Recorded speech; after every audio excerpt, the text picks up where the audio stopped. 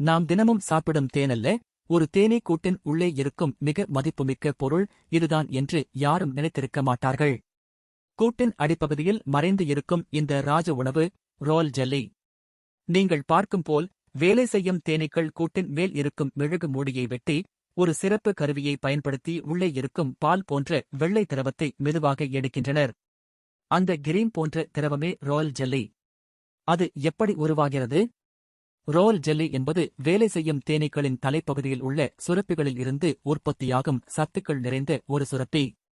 இதில் ஆச்சரியமான விஷயம் என்னவென்றால், இது கூட்டில் உள்ள ஒரே ஒரு உறுப்பினருக்காக மட்டும் தயாரிக்கப்படுகிறது, அதாவது ராணி தேனீக்காக. சாதாரண வேலை தேனீக்கள் 1 அல்லது 2 மாதங்கள் மட்டுமே வாழ்கின்றன.